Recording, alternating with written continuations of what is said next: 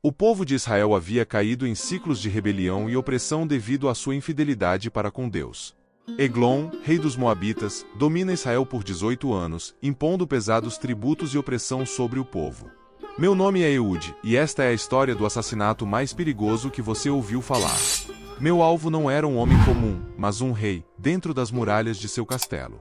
A história dos juízes em Israel revela um ciclo contínuo de rebelião, opressão e libertação. Estes líderes eram mais do que simples magistrados, eles eram chamados por Deus para solucionar os problemas enfrentados pelo povo. Nesse contexto, eu me destaco como um exemplo marcante. Como juiz, não apenas interpretava as leis, mas também liderava exércitos, restabelecia a justiça e desempenhava um papel crucial na direção espiritual e temporal do povo de Israel. Eu emergi em um momento crítico, quando o povo de Israel sofria sob o domínio opressivo de Eglon, rei de Moabe. Como um solucionador de problemas, minha missão não era apenas remover um tirano, mas também restaurar a ordem e a liberdade para meu povo. Eu fui escolhido por Deus para liderar a libertação do meu povo da opressão. A história de Israel é um mosaico de altos e baixos, marcada por períodos de fidelidade e desobediência a Deus. Após nossa entrada e conquista inicial de Canaã, meu povo começou a se misturar com as nações vizinhas. Essa interação gradual levou a um comprometimento com as práticas e crenças pagãs. Casamentos com mulheres dessas nações trouxeram consigo a adoração e idolatria a divindades estranhas, ignorando claramente os avisos de Deus contra essa trilha perigosa. A queda na idolatria foi um ponto crítico na nossa história, mostrando não apenas a fraqueza humana em manter a fidelidade a Deus, mas também as consequências devastadoras desse desvio. A idolatria não apenas enfureceu o Senhor, mas também desencadeou uma destruição espiritual e material sobre nosso povo. Este ciclo contínuo de opressão e libertação só poderia ser quebrado quando, humildemente, nos voltássemos a Ele, clamando por redenção. A persistente desobediência do nosso povo aos mandamentos de Deus acarretou em consequências severas. Depois do período de libertação sob a liderança de Otniel, nós, israelitas, caímos novamente na rebelião espiritual, repetindo o padrão de infidelidade. Como resultado, Deus permitiu que caíssemos nas mãos de Eglon, rei de Moabe, um poderoso inimigo que nos oprimiu durante 18 anos. A opressão foi uma realidade devastadora, obrigando-nos a servir e pagar tributos a um rei estrangeiro. Essas consequências ressaltaram vividamente como o ciclo de desobediência, opressão e clamor por libertação era recorrente em nossa história. Mostrou-nos que a desobediência contínua enfraquecia não apenas espiritualmente, mas também deixava nossa nação vulnerável aos ataques de inimigos estrangeiros. A lição aprendida foi clara: somente ao clamarmos por ajuda e nos voltarmos novamente para Deus, Ele respondia erguendo juízes para nos libertar e restaurar a ordem e a paz perdidas. Eu, escolhido por Deus como libertador de Israel, reconheci a necessidade de uma estratégia inovadora para realizar a libertação de meu povo.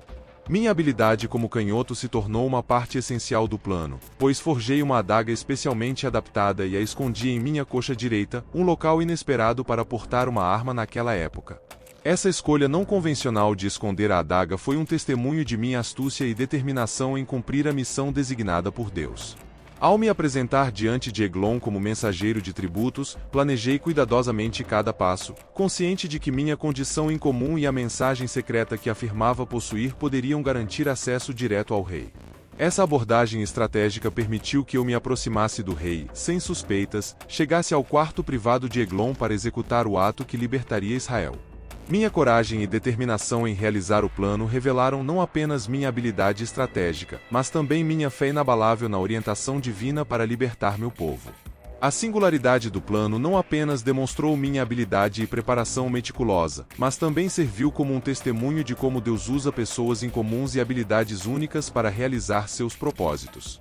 A execução bem-sucedida do plano não apenas libertou Israel do jugo opressivo de Eglon, mas também se tornou um exemplo duradouro de como a astúcia e a confiança na orientação divina podem mudar o curso da história de uma nação. Com astúcia e habilidade estratégica, aproveitei a oportunidade de ficar sozinho com o rei, alegando ter uma mensagem secreta de Deus para ele. O ambiente privado e minha aparente sinceridade capturaram a atenção de Eglon, que se mostrou interessado em ouvir a suposta mensagem divina. Neste momento crucial, aproveitei minha destreza como canhoto para executar o plano de libertação de Israel. Com uma ação rápida e precisa, retirei a adaga escondida e, com minha mão esquerda, desferi um golpe mortal no rei Eglon. A adaga penetrou profundamente no ventre do rei, causando uma ferida fatal que levou à sua morte imediata. O assassinato audacioso e repentino pegou Eglon de surpresa, e sua reação foi instantânea e fatal. Após realizar o ato corajoso, fui rápido para escapar da cena do crime. Bloqueei a sala onde tinha cometido o ato e, sem ser percebido pelos servos do rei, consegui deixar o palácio. Minha fuga habilidosa não apenas demonstrou minha astúcia, mas também minha confiança em Deus para guiar meus passos enquanto liderava meu povo na busca por libertação. Após minha fuga, não hesitei em convocar o povo para a batalha contra os opressores. Utilizando uma trombeta, chamei os israelitas para se unirem a mim na luta contra as forças inimigas. Minha liderança visionária não apenas alcançou a libertação física do povo, mas também demonstrou minha habilidade de reunir os israelitas em um esforço unificado. Além de liderar na fuga astuciosa, mostrei liderança corajosa ao me apresentar na vanguarda, encorajando o povo a seguir meu exemplo e lutar pela liberdade que Deus tinha prometido. A convocação para a batalha representou não apenas um chamado à ação, mas também um símbolo de esperança e resistência contra a opressão. Minha liderança estratégica, combinada com meu chamado para lutar pela liberdade, inspirou os israelitas a se unirem sob minha bandeira e a marcharem contra o domínio opressivo. Minha astúcia, coragem e habilidade de reunir o povo foram fundamentais na conquista da vitória e no restabelecimento da liberdade de Israel. A história que protagonizei e a libertação de Israel são um testemunho poderoso sobre como a obediência e a liderança são fundamentais na busca pela libertação e redenção de um povo. Ao longo da história de Israel, havia um ciclo constante de obediência seguida de desobediência, onde a nação enfrentava opressão ao se afastar dos mandamentos de Deus. Entretanto, quando o povo clamava por socorro e retornava à obediência, Deus respondia levantando líderes corajosos e proporcionando libertação. Isso serve como uma lembrança duradoura da importância de manter a fidelidade aos princípios e mandamentos de Deus, bem como a necessidade de líderes dispostos a agir com coragem e fidelidade. Minha história enfatiza a habilidade de Deus em usar indivíduos incomuns e habilidades únicas para cumprir seus propósitos. Eu era canhoto, uma característica incomum para a época, mas Deus me capacitou e usou como um libertador do seu povo. Isso ilustra como Deus pode aproveitar as características singulares de cada pessoa para realizar grandes feitos e proporcionar libertação. Minha história serve como um lembrete poderoso de que Deus pode usar qualquer um que esteja disposto a obedecer e confiar nele para alcançar grandes realizações em seu nome. Meu nome é Ehud, e esta é a história de como a fé, a astúcia e a intervenção divina alteraram o destino de uma nação. Uma demonstração de como Deus ouve e responde quando seu povo clama por redenção e se volta para ele.